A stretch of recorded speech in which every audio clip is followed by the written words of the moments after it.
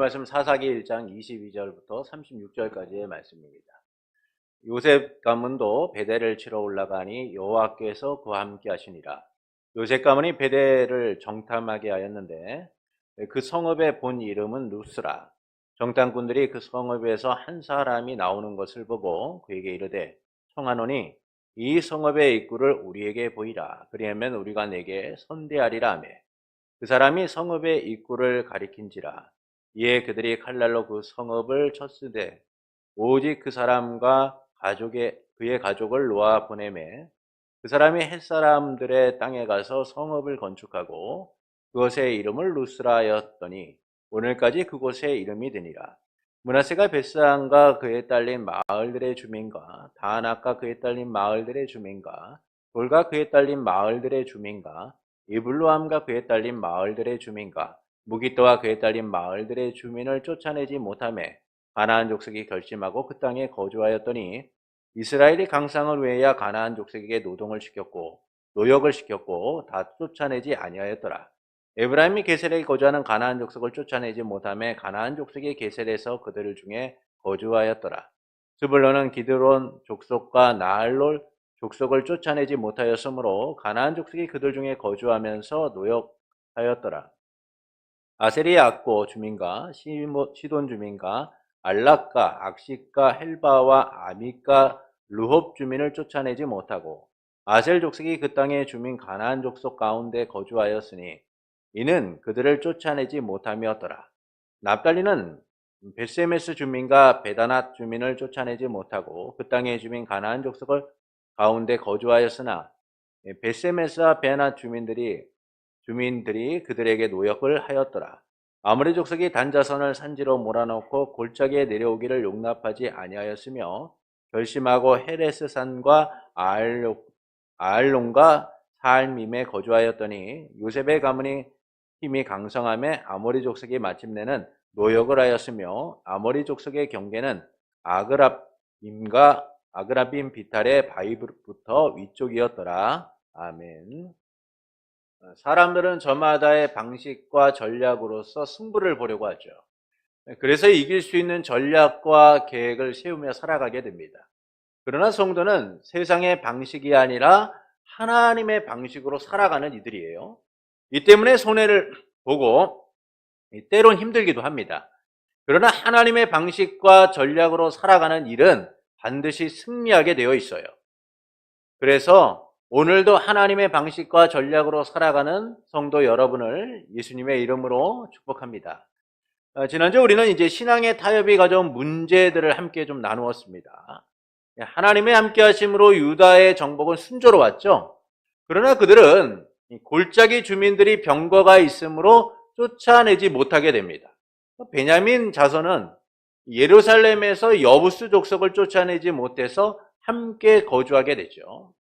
반면 갈렙은 모세의 명령대로 헤브론을 받게 됩니다. 이는 현실에 타협하여 정체성을 잃어가는 이스라엘의 모습을 보여주는 것이죠. 하나님께서 가나안을 진멸하라 라고 하셨고 이는 하나님의 거룩한 전쟁으로서 하나님 나라의 정화와 공의의 실행이라는 측면에서 매우 중요한 전쟁이었어요. 그러나 유다와 베냐민은 이 현실적 문제에 타협을 하게 됩니다. 그들은 현실적 타협을 통하여서 하나님의 통치를 거부하는 불순종을 저지르게 되죠. 이 때문에 하나님 나라의 오염이 시작되게 돼요. 반면 믿음으로 순종한 갈렙은 하나님께서 약속하신 땅을 받음으로 하나님의 통치와 은혜를 누리게 됩니다. 그래서 유다와 베냐민의 이 현실적 타협의 중간에 갈렙이 모세의 명령대로 하나님의 약속대로 헤브론을 받는 내용은 오직 하나님의 백성의 삶이란 믿음으로만이 승리할 수 있다라는 사실을 보여주는 것이죠. 신앙적 타협은 결국 우리를 오염시키고 하나님과의 관계로부터 멀어지게 만드는 거예요. 믿음의 순종만이 은혜를 누리고 하나님의 통치를 누리는 삶이다라는 겁니다. 그리고 본문은 이제 요셉 가문의 가나안 정복에 대하여 말씀합니다. 요셉 가문이 베델을 치러 올라갈 때에 하나님께서 함께 하시죠. 그들은 베델을 정탐하게 되고 성읍에서 한 사람이 나오는 것을 보면서 성읍의 출입구를 알려주면 우리가 너에게 선대하리라, 선하게 대하리라 라고 합니다. 이 말에 그가 성읍의 입구를 알려주자 요셉 가문은 베델을 점령하면서 그 사람과 그의 가족을 놓아주게 되죠. 이에 그 사람은 햇사람의 땅으로 가서 성읍을 건축하고 이름을 루스라고 하게 됩니다. 이후 므낫세는 가나안 정복을 시도했으나 베스안과 다안악과 이블로함과 무깃도에서 주민들을 쫓아내지 못하게 돼요. 이에 가나안 족속들이 결심을 하고 그 땅에 거주하게 됩니다. 에브라임도 게셀에 거주하는 가나안 족속을 쫓아내지 못하죠. 스불론, 아셀, 납달리도 가나안 족속을 쫓아내지 못하고 그들과 함께하게 돼요. 그리고 아모리 족속은 단 자손을 산지로 밀어넣고 골짜기로 내려오는 것을 허락하지 않게 됩니다. 이를 통해서 말씀하시는 바는 무엇일까요? 사람들은 세상을 이길 자기만의 전략을 세우며 살아갑니다. 그러나 모든 전략이 다 성공을 가져오는 것은 아니죠. 기돈의 아들이었던 아비멜렉은 외가였던 이 세겜의 도움으로 형제 70명을 죽이고 사람들에 의하여 왕이 됩니다. 그로부터 3년 뒤 아비멜렉이 정권을 잡는 데 혁혁한 공을 세웠던 이 세겜 사람들이 반란을 일으키게 돼요. 이에 아비멜렉은 군사를 동원하여서 그들을 진압하고자 세겜 망대의 피신에 있었던 세겜 지도자들과 그 일당들을 쫓아가게 됩니다. 그리고 그곳에 불을 질러서 모두를 죽이게 되죠. 그 후 아비멜렉은 데베스 성으로 가서 반란을 완전히 진압하고자 합니다. 세겜 망대에서 전략을 너무나 성공적이었기 때문에 이 세겜 망대에서의 전략을 바탕으로 데베스 망대에도 불을 지르려고 해요. 한 번 성공한 전략이었기 때문에 그는 확신을 하면서 데베스의 망대도 불을 지르려고 합니다. 그러나 아비멜렉은 망대에 가까이 갔을 때 한 여자가 던진 맷돌 윗짝을 맞고 머리가 깨지게 되죠. 그의 전략에 없었던 예기치 못한 공격을 받게 된 거예요. 이 때문에 머리가 깨져 생명이 위태롭던 그는 여자한테 죽임을 당했다라고 하는 말이 너무나 수치스러워서 옆에 있던 부하를 시켜서 칼로 찔려 나를 죽이라 라고 합니다. 결국 부하의 칼에 찔려서 아비멜렉은 죽게 되죠. 아비멜렉의 전략은 처음에는 성공적이었으나 이후에는 크게 실패를 하게 되죠. 이처럼 모든 전략이 다 성공을 가져오는 것은 아닙니다. 언제나 실패의 가능성이라는 것이 존재하는 거예요. 이 점에서 가나안의 정복은 처음에는 성공적으로 보였지만 세상의 전략처럼 실패가 거듭되고 있다라는 사실을 보여주고 있어요. 이스라엘은 땅을 점령하지만 가나안 족속을 내쫓지 못하고 그들과 함께 거주하게 됩니다. 그래서 요셉 자손은 베델에서 출입구를 알려준 사람과 그의 가족을 놓아주게 되고 다른 지역에서는 가나안 족속의 저항으로 인하여 함께하게 되죠. 그리고 이스라엘이 강성해진 후에도 그들은 가나안 족속을 내쫓지 않고 강제 노동을 시키며 함께하게 됩니다. 또한 단자손은 아모리 족속에 의하여 약속의 땅을 얻지도 못한 채 산지로 밀려나게 돼요. 이처럼 승승장구했던 이스라엘 자손의 가나안 정복은 위기를 맞게 되었고 위태롭게 됩니다. 처음 가나안을 진멸하고 승리를 거두었던 그들의 전략이 차츰 계획과 다른 모습들을 보여주면서 그들은 거듭된 실패를 경험하게 되죠. 이를 통해서 말씀하시는 바는 무엇일까요? 계속된 실패의 원인이 말씀대로 싸우지 않았다라는 사실을 알려주는 거예요. 그들의 계속된 실패의 원인이 하나님을 의지하지 않았기 때문이다라는 겁니다. 하나님의 말씀대로 행해야 될 이스라엘 자손은 하나님의 전략이 아니라 그들만의 전략으로 세상과 싸우려 한 거예요. 그렇기 때문에 그들은 반복된 실패를 경험하게 된 겁니다. 이는 왕의 명령을 어긴 반역이며 가나안 땅이 왜 반역의 땅, 오염된 땅이 되는가를 보여주는 실제적인 사례다라고 말할 수가 있죠. 하나님 나라의 정화와 공의의 실행이라는 측면에서 행해져야 될 이 거룩한 전쟁은 그 동력을 잃고 자초하게 되었다라는 거예요. 오염된 상태로 가나안 정복이 계속되고 있다라는 거예요. 하나님의 방식이 아닌 여전히 자기만의 방식으로 가나안을 정복하려고 했기 때문이다라는 겁니다. 그래서 본문은 이 세 가지의 문제점을 우리에게 알려주고 있어요. 첫째는 이기기 위한 현실적 타협들이 이루어지고 있다라는 거예요. 이기기 위한 현실적 타협들이 이루어지고 있다라는 겁니다. 본문 22절부터 26절의 말씀을 보시겠습니다. 함께 읽겠습니다. 요셉 가문도 베델을 칠러 올라가니 여호와께서 그와 함께 하시니라. 요셉 가문이 베델을 정탐하게 하였는데 그 성읍의 본 이름은 루스라. 정탐꾼들이 그 성읍에서 한 사람이 나오는 것을 보고 청하노니 이 성읍의 입구를 우리에게 보이라. 그리하면 우리가 내게 선대하리라 하며 그 사람이 성읍의 입구를 가리킨지라. 이에 그들이 칼날로 그 성읍을 쳤으되 오직 그 사람과 그의 가족을 놓아 보내주매 그 사람이 햇사람들의 땅에 가서 성읍을 건축하고 그것의 이름을 루스라 하였더니 오늘까지 그곳의 이름이 되니라. 자, 요셉 가문이 이제 베델을 치러 올라갈 때에 하나님이 함께 하셨다라는 거예요. 그러니까 이 이야기는 그들이 이길 수밖에 없는 전쟁을 하고 있다라는 거예요. 하나님이 함께 하심으로 그들은 이길 수밖에 없는 전쟁을 하고 있는 겁니다. 이제 그들은 하나님을 의지하고 순종하며 베델을 치러 올라가면 되는 거예요. 하나님의 명령을 따라서 베델을 정복하면 되는 겁니다. 상황과 여건이 그들에게 유리한 것을 찾을 필요가 없이 그들은 하나님의 명령대로 베델로 올라가면 되는 거예요. 그러나 그들은 베델을 믿음으로 정복하기보다는 유리한 상황을 만들고자 정탐꾼들을 보내게 되죠. 그들은 하나님의 말씀을 따라 어떻게 하면 베델을 정복할지를 살펴보기보다는 성읍에서 나오는 한 사람을 보고 협상을 하게 됩니다. 성읍의 입구를 알려주면 호의를 베풀어 주겠다라고 얘기해요.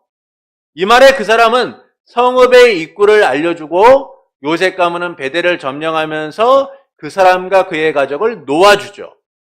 그리고 그 사람과 그의 가족들은 다른 땅으로 이주하여서 햇사람의 땅으로 가서 성읍을 건축하고 이름을 루스라고 합니다. 여기서 그 사람과 그의 가족이다라는 말을 보면 마치 얼마 안 되는 한 가족, 요즘 단위로 보면 4명, 5명 정도 옮겨가가지고 성읍을 건축한 것처럼 보이지만 이 원어를 살펴보면 그 사람과 그의 가족이라는 말은 온 친척을 얘기하는 거예요. 그의 모든 친족들이 그 땅에서 나와서 햇사람의 땅으로 가서 성읍을 건축했다는 거예요. 그러니까 인원이 적지 않았다는 것을 이야기해 주는 것이죠. 인원이 매우 많았다는 거예요. 그러니까 이는 잘못된 협상으로 인하여 여전히 죄로 오염된 상태가 지속되었다라는 겁니다. 진멸하라 라고 말씀하신 하나님의 말씀을 따라서 하나님 나라의 정화와 공의를 실행한 것이 아니라 오염이 된 상태로 그대로 내버려 뒀다는 것이죠.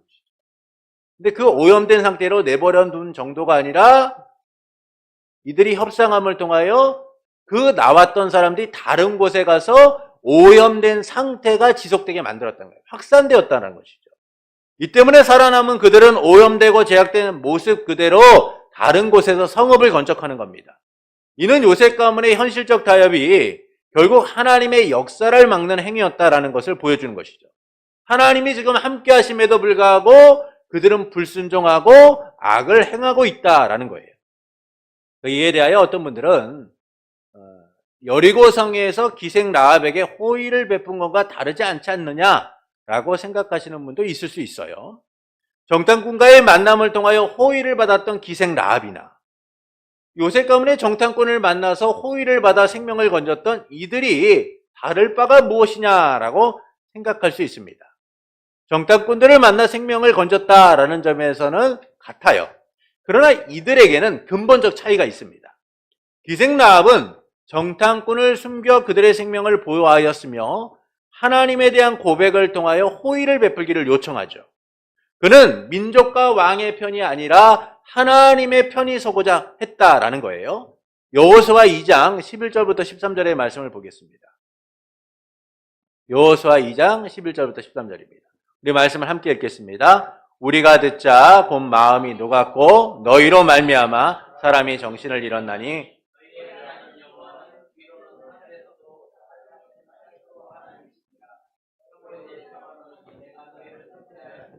너희도 내 아버지의 집을 선대하도록 여호와로 내게 맹세하고 내게 증표를 내라. 그리고 나의 부모와 나의 남녀 형제와 그에 속한 모든 사람을 살려주어 우리의 목숨을 죽음에서 건져내라. 자, 기생 라합은 생명을 걸고 하나님의 편에 선 거예요. 그래서 그는 믿음의 고백을 통하여 언약 백성에 포함된 겁니다. 반면 베델 사람은 어떻습니까? 어떤 희생도 없어요. 어떤 고백도 없습니다. 정탐꾼들이 제의를 한 것이죠. 기생 라합은 자기가 먼저 제의를 한 거예요. 하나님이 하늘과 땅의 진정한 주인이십니다. 그러니 우리에게 호의를 좀 베풀어 주십시오라고 기생 라합이 요청한 것과 달리 이 베델에서는 누가 요청을 했어요? 정탐꾼들이 요청한 거예요. 어떤 믿음의 고백도 없이, 어떤 신앙의 변화도 없이 베델에서 나온 사람은 그대로 다른 땅으로 가서 그가 행했던 똑같은 삶을 지속하고 있다라는 것이죠. 이 점에서 기생 라합과 베델 사람은 호의를 베풀었다라는 점에서는 같으나 그 삶의 모습에서는 근본적인 차이가 있다라는 거예요. 그래서 이 성읍의 입구를 알려준 사람은 언약 백성에 포함되어 같은 신앙의 공동체가 된 것이 아니라 여전히 기존의 가나안의 신앙과 문화를 지키고자 다른 성읍을 건축했다라는 사실을 분명하게 말씀해주고 있어요. 그래서 베델의 원 이름이 뭐예요? 루스인데 이들이 햇사람의 땅에 가서 지은 성읍의 이름을 루스라고 함을 통하여 그들은 여전히 변하지 않고 오염된 상태로 그 가나안의 신앙을 지속하고 있다라는 사실을 알려주는 것이죠. 이는 요셉 자손이 이기기 위한 선택적 타협이 결국은 하나님 앞에 불순종한 일이었고 하나님의 뜻을 막는 행위였다라는 사실을 알려주고 있는 겁니다. 둘째는 생존의 의지에 밀린 이스라엘의 모습을 보여주고 있어요. 생존의 의지에 밀린 이스라엘의 모습입니다. 본문 27절부터 28절의 말씀을 함께 읽겠습니다.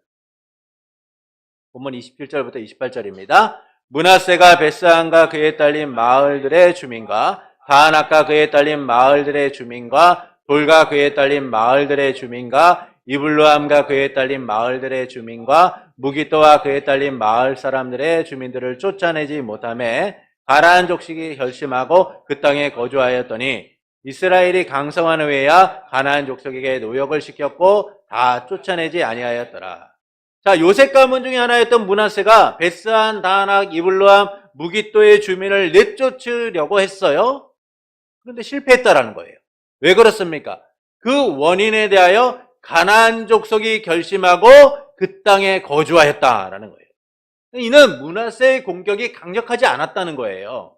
진멸하라라는 말씀을 따라 강한 의지와 순종의 열정으로 그 땅의 주민들을 진멸하여 했으나 강한 의지가 보이지 않은 거죠. 그래서 가나안 족속이 결심을 하는 겁니다. 그리고 그 땅에 거주하게 되는 것이죠. 므낫세 족속의 므낫세의 공격에 대하여 그들이 보면서 이야기하는 거예요. 그래, 조금만 버티자. 견딜만 한데 우리가 버티면 이길 수 있을 것 같아. 그래, 조금만 버티자. 지금 이들이 그런 결심을 한 거예요. 그리고 그 땅에 거주하게 된 거예요. 이는 가나안 정복에 임하는 이스라엘의 모습이 말씀에 순종하고자 하는 열망이 부족했다라는 거예요. 의지가 너무나 부족했다라는 것이죠. 이후에 스불론과 아셀과 납달리 지파의 가나안 정복에서도 이와 같은 양상들이 똑같이 일어나게 됩니다. 이전과 다르지 않고 가나안 족속과 똑같이 동거를 하게 되죠. 이처럼 가나안의 정복은 하나님 나라의 정화와 공의의 실행이라는 측면에서 강한 열망과 의지를 가지고 반드시 이뤄야 되겠다라는 생각을 가지고 행했어야 해요. 그런데 그들은 정복전쟁에 대한 의지가 꺾여버린 거예요. 그러다 보니까 현실적 타협들이 쉽게 이루어지게 되는 겁니다. 조금만 버티면 안 되겠다. 그냥 가나안 족속과 함께 하자라는 생각들이 그들 가운데 나타나게 된 것이죠. 또한 이스라엘이 강성해진 후에도 그들을 내쫓거나 진멸하지 않았다라는 거예요. 어떻게 합니까? 강제 노동을 시켰다는 것이죠. 이전에는 힘이 없어서 그럴 수도 있다라고 생각할 수 있어요. 정복전쟁을 하다 보니까 좀 힘이 빠졌구나. 그러니 어쩔 수 없이 그렇겠구나 라고 생각을 할 수 있겠죠. 그런데 힘이 생기고 강성해진 후에도 그들을 내쫓지 않았다는 겁니다. 그들은 언제든 가나안 족속을 내쫓을 힘이 있었으나 실행하지 않아요. 왜 그렇습니까? 순종보다는 현실적 편리를 생각한 거예요. 마치 이집트 왕이 이스라엘 자손의 강제 노동을 시켜서 그들의 성을 건축하고자 했던 것처럼 가나안 족속을 노예 삼아 강제 노동을 시켜보니까 어떻습니까? 너무나 편하잖아요. 이들 내쫓는 것보다 데리면서 노동시키고 자기들의 편리를 위하여 생활하는 것이 너무나 나은 거예요. 그러니까 이스라엘 족속은 굳이 가나안 족속을 쫓을 의지가 없는 거예요. 현실적 편리를 위하여 하나님의 말씀을 어기고 타협을 한 것이죠. 자기들이 원하는 대로, 자기들이 생각하는 대로 그들은 하나님의 거룩한 전쟁을 더럽히고 하나님 나라를 오염시킨 거예요. 자기들이 원하고 생각하는 대로 행동하여서 하나님의 정복 전쟁, 그리고 하나님의 나라를 오염시키는 일을 행하게 된 겁니다. 셋째는 전세의 역전으로 나타남을 보여줘요. 본문 34절부터 36절입니다. 함께 읽겠습니다. 아모리 족속이 반자손을 산지로 몰아넣고 골짜기에 내려오기를 용납하지 아니하였으며 결심하고 헤레스산과 아엘론과 사알밈에 거주하였더니 요셉의 가문의 힘이 강성함에 아모리 족속이 마침내는 노역을 하였으며 아모리 족속의 경계는 아그리반 비탈의 바위부터 위쪽이었더라. 자, 가나안 정복의 주도권은 누가 갖고 있었어요? 이스라엘 족속이 갖고 있었습니다. 그들은 하나님이 기업으로 주신 땅을 점령하고 힘의 균형에서 우월적 위치를 차지하고 가나안을 정복하고 있었어요. 그런데 예상치 못한 반전이 일어나요. 가나안 땅을 점령하고 약속하신 땅을 차지해야 될 단자손이 아모리 족속에 의하여 저항조차 하지 못한 채 산지로 밀려나게 된 겁니다. 단지파는 힘의 균형을 이룬 채 아모리 족속에 의하여 기업으로 받은 땅을 잃고 산지로 내몰리게 된 것이죠. 싸울 엄두조차 내지 못한 채 아모리 족속의 눈치를 보게 된 거예요. 이는 하나님의 말씀을 따라 진멸하지 않은 결과인 거예요. 지금 하나님의 말씀을 따라 가나안을 정복해야 될 이스라엘 백성들이 현실적 타협을 하는 순간 이 힘의 균형이 바뀌어지고 있다는 사실을 보여주는 너무나 충격적인 이야기죠. 하나님의 말씀을 따라 약속의 땅을 차지해야 될 단자손이 이 힘의 균형에서 밀려서 산지로 밀려나게 된 거예요. 단지파는 아모리 족속의 위협에 하나님의 약속을 포기한 채 스스로 밀려난 거예요. 이 때문에 아모리 족속은 그 땅을 차지하기로 결심하고 그곳에 거주하게 되는 겁니다. 이후 힘의 균형이 요셉 자손으로 인하여 다시 원상태가 되었음에도 불구하고 아모리 족속은 그 땅에 거주하게 되죠. 어떻게 합니까? 요셉 자손이 그들에게 노동을 시키며 함께 거주하게 되는 거예요. 이 때문에 하나님의 약속하신 땅은 단지파의 땅이 아니라 아모리 족속의 땅이 되어버린 겁니다. 이처럼 이스라엘 자손이 가나안 족속을 진멸하는 하나님의 말씀에 순종하지 않음으로 시작된 오염은 더욱더 확산되게 되는 것이죠. 그래서 나중에 단지파가 어떻게 돼요? 우리가 잘 아는 미가의 신상을 빼앗고 다른 땅으로 거주해서 그 땅을 차지하려고 하죠. 이처럼 하나님의 약속을 바라보지 못하고 하나님의 말씀대로 순종하지 않았던 그 결과들은 오히려 이스라엘 백성이 더욱더 비참한 상황 가운데 내몰리는 원인이 되고 있다라는 사실을 보여주고 있는 거예요. 결국 지속되는 이스라엘의 문제는 하나님이 함께 하심에도 불구하고 여전히 자기만의 전략으로 싸우려고 했기 때문이에요. 자기만의 방식으로 현실적 문제를 해결하려고 했기 때문이다라는 겁니다. 지혜의 왕이었던 솔로몬은 하나님을 의지함으로 지혜뿐만 아니라 부귀와 영광과 명성까지도 얻었죠. 살아생 전 그와 같은 자가 없을 것이다 라는 말씀처럼 그는 세상의 영광과 부귀와 명성을 얻은 대단한 자였습니다.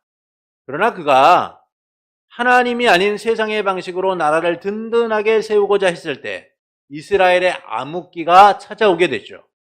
수많은 이방 여인과 정략 결혼을 통하여서 나라의 외적 안정을 취하고자 했던 그로 인하여 이스라엘은 우상 숭배로 가득하게 되었고 솔로몬의 죽음 이후에는 이스라엘이 남북으로 나눠져 우상 숭배의 그늘에서 벗어나지 못하는 안타까움이 지속됨을 우리는 보게 돼요.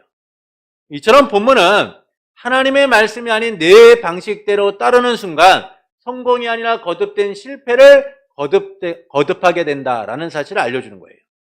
하나님의 영토에서 하나님 나라 백성의 정체성을 지켜 거룩한 전쟁을 수행해야 될 그들이 현실적 타협을 통하여 병들어가고 오염되고 있다라는 사실을 알려주는 것이죠.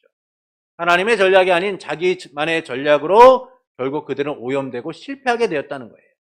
하나님 나라의 정화와 공의의 실행이라는 목적을 잃고 그들은 중단된 채 그 땅 가운데 타협하며 살게 되었다는 거예요. 사사이신 하나님의 다스림을 인정하지 않고 자기 뜻대로 행한 순간 하나님 나라의 오염이 가속화된 겁니다. 이를 통하여 하나님께서 우리가 어떻게 살아가기를 원하실까요? 내 전략이 아니라 하나님의 전략으로 싸우기를 원하시는 거예요. 하나님의 말씀을 의지하고 순종하기를 원하시는 겁니다. 현실적 문제 앞에 사람들은요, 현실적 방법을 찾습니다. 자기만의 방식으로 문제를 해결하려고 하죠. 그러나 성도의 삶은, 하나님 나라 백성의 삶은요, 내 전략이 아니라 하나님의 전략으로 살아가는 이들이 되어야 되는 거예요. 하나님의 전략으로 싸울 수 있어야 하는 겁니다. 하나님께서 우리와 함께 하시며 친히 싸우고 이기게 하시기 때문인 것이죠. 그러나 막상 현실의 위기와 문제 앞에 우리는 하나님의 전략이 아니라 내 전략과 방식으로 승부를 보려 할 때가 많아요. 당장 위기를 극복할 현실적 대안들을 찾으려고 할 때가 많습니다. 그것은 내 생각과 내 판단을 우선해 두기 때문이죠. 하나님의 방식이나 전략보다는 현실을 바라보는 내 생각과 판단이 객관적으로 더 맞다라고 생각하기 때문이에요. 그래서 현실의 문제나 위기를 보고 우리는 언제나 내 생각과 판단을 우선하며 결정하게 되는 거예요. 지금 닥친 현실의 문제의 주도권을 내가 지고 내 뜻대로 이끌어가려고 하는 겁니다. 하나님의 전략과 방식대로 싸우는 것이 아니라 내가 생각하고 판단한 대로 살아가는 것이 더 현명하고 지혜롭다라고 여기기 때문이죠. 그러나 이런 현실적 대안, 이 판단과 생각을 우선하는 방식은 결국 실패하게 되어 있어요. 우리의 생각과 판단은 모든 상황을 통제할 수가 없습니다. 오히려 그 상황에 삼켜질 때가 많죠. 상황을 극복하는 것이 아니라 상황에 굴복당하거나 휩쓸리게 되는 거예요. 걷잡을 수 없는 상황에 놓이게 되는 겁니다. 스스로 자기 합리화에 빠져서 그 현실적인 문제에 타협하며 하나님의 말씀과는 멀어지며 살아가는 것이죠. 가나안을 정복하는 이스라엘의 모습이 이를 잘 보여주고 있지 않습니까? 그들은 자기의 생각과 판단으로 현실적 위기와 문제를 극복하고 원하는 결과를 얻으려고 했어요. 그러나 그들은 반복된 실패를 경험하게 됩니다. 그리고 우리가 사사기서를 통하여 이제 앞으로 보게 될 그들의 실패의 모습들은 끊임없이 넘어지고 끊임없이 실패하고 끊임없이 고통받는 모습들로 나타나게 되죠. 오히려 그들의 삶이 더욱더 거룩한 하나님 백성의 삶을 살아가는 것이 아니라 더 오염되고 더 추악하고 더 악한 모습들, 부패한 모습들로 가득함을 보게 돼요. 그것은 하나님의 방식이 아니라 그들의 방식으로 살아가려고 했기 때문이에요. 지금 당장에는 내가 생각하고 내가 원하는 방식이 더 편리하고 더 빠르고 더 쉬운 것처럼 보이지만 결국 그것들은 돌이킬 수 없는 결과를 낳게 된다라는 겁니다. 그래서 우리는 내 방식이 아니라 하나님의 방식 전략으로 싸울 수 있어야 되는 거예요. 이런 하나님을 의지하고 믿음으로 나아가는 겁니다. 현실의 문제가 내 앞을 갈아먹고 내 삶을 흔든다라고 할지라도 하나님이 내게 원하시는 삶이 무엇인가를 고민하며 하나님의 말씀을 붙들고 살아가는 거예요. 하나님께 맡기고 나아가는 겁니다. 그 순간 하나님의 역사가 우리의 삶 가운데 일어나게 되는 것이죠. 유다왕 아사는 종교개혁을 단행하는 등 하나님 보시기에 합당하게 행했던 왕입니다. 그런 그를 하나님께서는 평안하게 하시고 형통하게 하셨죠. 그래서 그의 나라는 강대해졌고 평안해졌으며 아무런 문제가 없었어요. 그러던 어느 날 에티오피아 사람 세라가 100만 명의 군대를 이끌고 병거 300대를 이끌고 마레사에 이르게 됩니다. 유다를 침공하게 되죠. 아사는 마레사의 스바다 골짜기에 진을 치고 하나님께 기도합니다. 어떻게 에티오피아 군대와 싸워서 이길 것인가를 궁리하고 전략을 세우고 방도를 찾은 것이 아니라 그는 묵묵히 하나님께 외치며 고백해요. 여호와시여, 강한 자와 약한 자 사이에 주님밖에 도와주리가 없습니다. 여호와 우리 하나님이시여, 저희가 주님만 의지하고 나아가오니 저희를 도와주시옵소서. 주님의 이름으로 이 많은 무리를 치러 왔으니 주께서는 저희의 하나님이시니 사람이 주님을 이기지 못하도록 하여 주시옵소서. 아사는 그가 가진 군대를 의지하거나 현실적 대안을 찾지 않았어요. 오직 하나님을 의지하며 하나님의 전략으로서 저 많은 에티오피아의 100만 군대와 싸워 이기려고 했습니다. 이런 아사의 기도를 하나님께서 들으시고요, 아사와 그의 군대 앞에 에티오피아 군대를 쳐서 이기도록 만드시죠. 이처럼 현실적 대안이나 세상의 방식이 아닌 하나님의 방식으로 싸울 때 승리하게 되는 거예요. 하나님께서 친히 우리의 대장이 되셔서 그 전략의 시작과 마침이 되시는 겁니다. 그래서 하나님이 승리하도록 만드시는 거예요. 여러분, 우리가 하나님의 전략으로 싸운다고 할 때 그것이 눈에 보이지 않고 그것이 현실적으로 볼 때는 너무나 위태로울 수 있기 때문에 우리가 현실적 대안을 찾고 있지만, 하나님의 전략으로 싸우려고 할 때 우리의 시작과 마침은 하나님에 의하여 시작되고 맞춰지는 거예요. 그래서 우리는 세상의 전략이 아니라 하나님의 전략으로 싸울 수 있어야 돼요. 그러나 이와 같은 하나님의 전략이 아닌 내 전략으로 싸우게 되면 언제나 실패하게 되어 있는 겁니다. 하나님의 전략으로 에티오피아 군대 100만을 물리쳤던 아사왕은 그로부터 21년 뒤, 약 21년 뒤 북이스라엘 왕 바하사가 유다를 치러 올라와서 라마를 건축하는 것을 듣게 돼요. 아무도 유다 왕 아사와 왕래하지 않고 고립되게 되자 아사는 성전과 왕궁에 있는 보물들을 가지고 아람 왕 베드아닷에게 정략적인 동맹을 요청하게 됩니다. 이에 선견자 하나니가 유다 왕 아사에게 다음과 같이 말하죠. 우리 역대하 16장 7절부터 9절의 말씀을 함께 읽겠습니다. 그때 선건자 하나니가 유다 왕 아사에게 나와서 그에게 이르되 왕이 아람 왕을 의지하고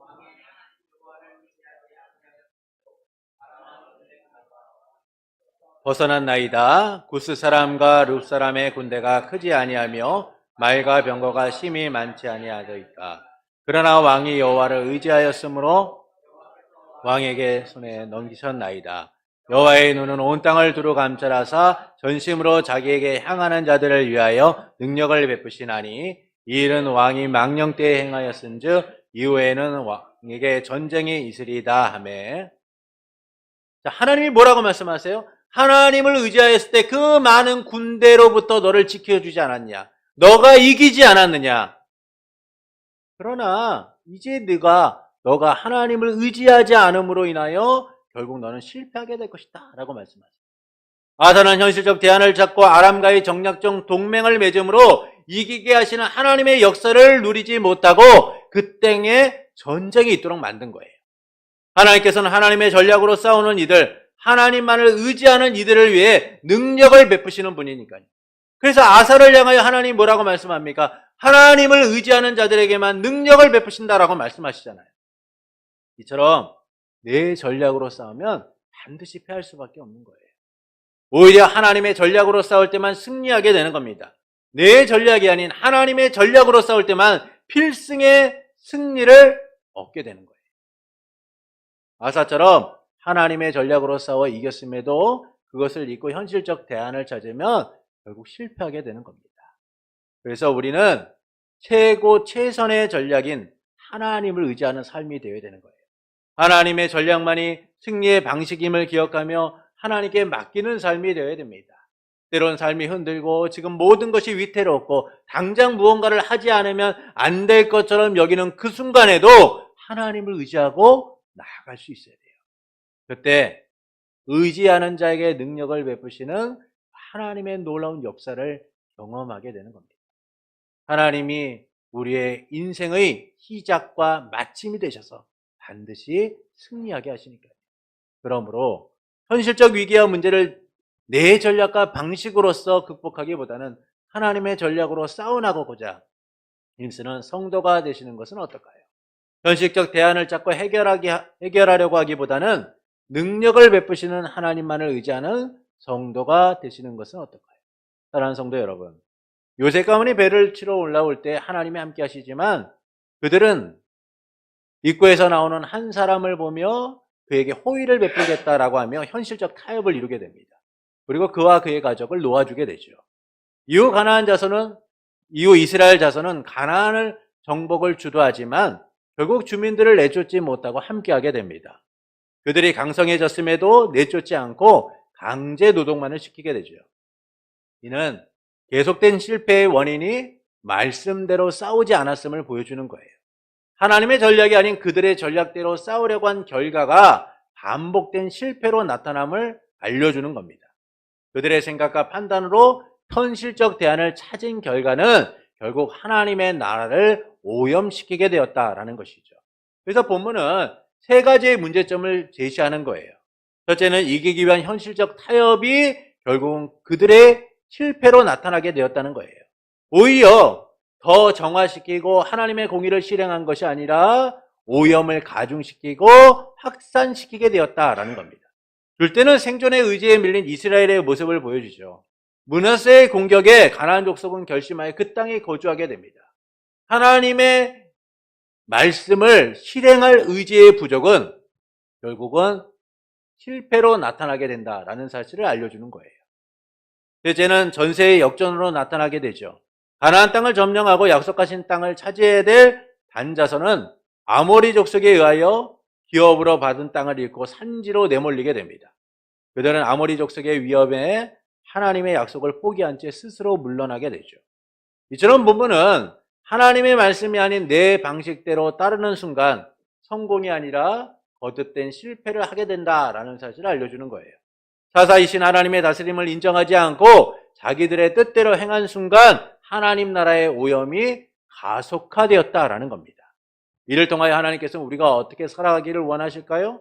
내 전략이 아니라 하나님의 전략으로 싸우기를 원하시는 거예요. 그러나 우리는 막상 현실적 위기와 문제 앞에서 하나님의 전략이 아니라 내 생각과 판단을 따라 내 방식대로 문제를 해결하려고 할 때가 많습니다. 그것은 여전히 내 생각과 판단을 우선에 두고 살아가기 때문이죠. 하나님의 방식이나 전략보다는 현실을 바라보는 내 생각과 판단을 우선하며 살아가기 때문인 거예요. 그러나 내 전략으로 세상과 싸우려고 하는 순간 우리는 실패하게 되어 있어요. 더 많은 위협과 어려움 속에 놓일 수밖에 없게 되는 것이죠. 세상의 힘은 우리의 힘으로 감당할 수 없기 때문인 거예요. 그래서 우리는 필승의 전략, 반드시 이기기 위한 전략을 따라서 세상과 싸워나갈 수 있어야 돼요. 그것은 우리의 전략이 아닌 하나님의 전략으로 싸워나가는 거예요. 하나님만을 의지하고 맡기는 겁니다. 왜 그렇습니까? 하나님을 의지하는 자에게 능력을 베푸시는 분이시니까요. 그래서 내 전략이 아닌 하나님의 전략으로 싸울 때 우리는 언제나 승리하는 삶을 살아가게 되는 겁니다. 그러므로 현실적 위기와 문제를 내 전략과 방식으로 극복하기보다는 하나님을 의지하고 하나님의 전략으로 싸워나가고자 힘쓰는 성도가 되시는 것은 어떨까요? 하나님을 의지하는 자에게 능력을 베푸시는 그 하나님을 붙들고 세상과 싸우고자 힘쓰는 성도가 되시는 것은 어떨까요? 그때 우리는 역전을 이루시는 하나님의 역사를 경험하게 될 겁니다. 반드시 승리하게 하시는 하나님의 능력을 누리게 될 거예요. 하나님의 전략이 필승의 전략임을 확인하게 될 겁니다. 그러므로 내 전략이 아닌 하나님만을 의지하기 원하는 성도 여러분에게 의지하는 자에게 능력을 베푸시는 삼위일체 하나님으로 인하여 승리의 기쁨과 감격으로 충만한 삶이 되기를 예수님의 이름으로 축원합니다.